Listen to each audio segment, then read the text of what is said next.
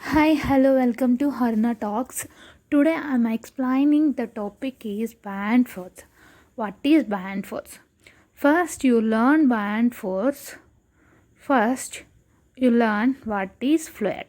Fluid means which substance is flows from one place to another place. That types of substances is called a fluid. The examples of fluid is liquids and gases. Now you see examples of fluids, liquids and gases. Place. So here the water is flows from one place to another place. That one means flow or not. Definitely the water is a flow.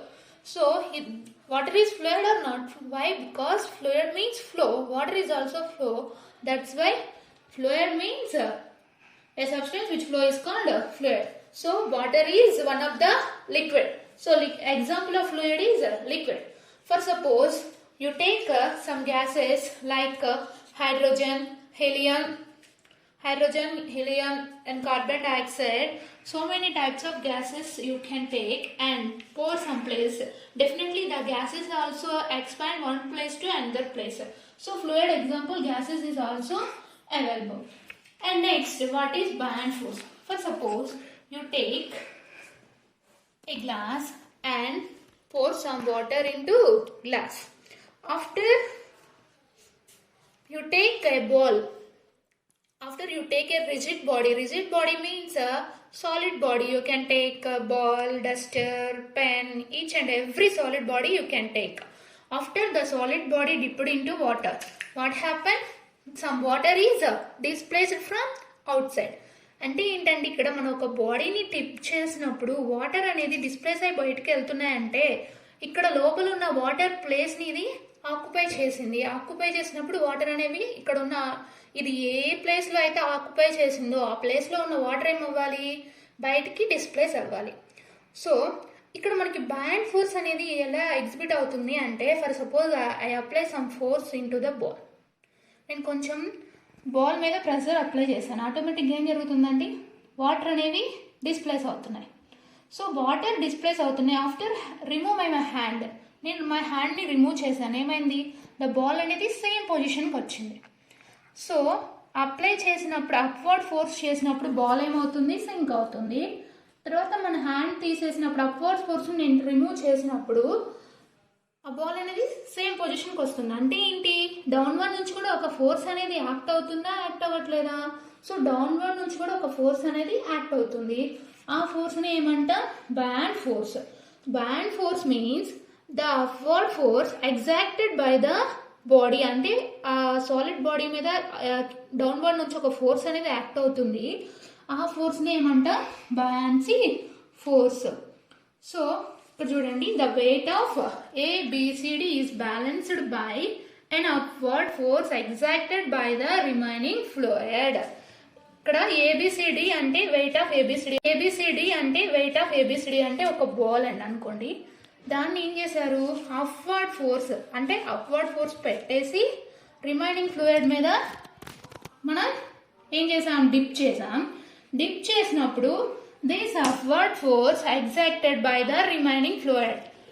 అప్పుడు కింద నుంచి ఏం అవుతుంది, ఒక force అనేది act అవుతుంది. ఆ ఫోర్స్ని ఏమంట, బ్యాండ్ ఫోర్స్ అంట. మీరు ఇక్కడ చూసినట్లయితే ఈ కేసులో మనకి 3 types ఆఫ్ సిచ్యువేషన్స్ మనం చూస్తామండి. For suppose I take one coin, dipped into water. What happen, the coin is sink. ఎందుకు, బికాస్ ఎందుకంటే ఫర్ సపోజ్ ఇక్కడ వాటర్ వెయిట్ కంటే కాయిన్ వెయిట్ ఎక్కువగా ఉందండి. వాటర్ వెయిట్ కంటే కాయిన్ వెయిట్ ఎక్కువగా ఉన్నప్పుడు అదేమవుతుంది, both are fighting. Liquid solid ఇక్కడ ఫైట్ చేసుకొని ఎవరైతే విన్ అవుతారో వాళ్ళు ఏమవుతారు, ఆటోమేటిక్గా సింక్ అవుతారు. సో ఎందుకు, ఇక్కడ సాలిడ్ బాడీ ఎక్కువ వెయిట్ ఉంది కాబట్టి అదేమవుతుంది, వాటర్ కంటే సాలిడ్ బాడీ వెయిట్ ఎక్కువగా ఉంటే the body sink. After you take one balloon, dip it into water. What happened? The body in rest position. అంటే ఏంటి, రెస్ట్లో ఉన్నప్పుడు the upward force, downward force రెండు కూడా ఏమంటే ఈక్వల్గా ఉన్నప్పుడు అది మాత్రమే రెస్ట్లో ఉంటుంది. అలా కాకుండా for suppose I can take some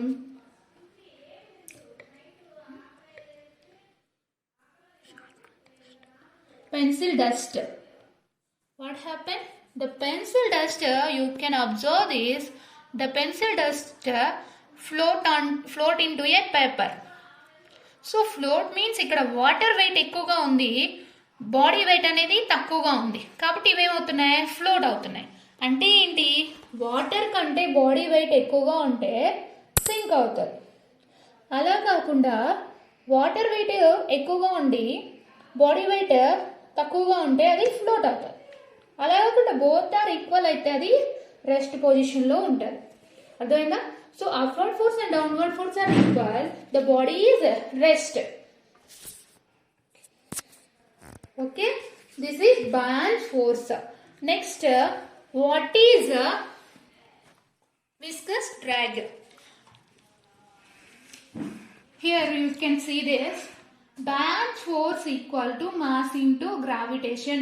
In previous video, I am explaining what is gravitation. Gravitation means downward weight. The downward force is a gravitational force.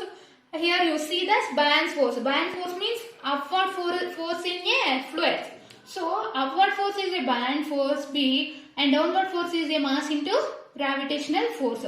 So buoyant force equal to mass into gravitational force.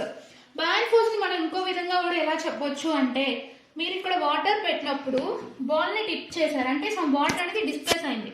So ఎంత అయితే displays అయిందో ఆ వాటర్ని మనం ఏమంటాం, Bayan force అని కూడా చెప్పవచ్చు. Bayan force equal to displaced water అని కూడా రాసుకోవచ్చు. Understand? Next, what is viscous drag? In previous class I discussed about what is friction. Friction means the opposite force is called friction.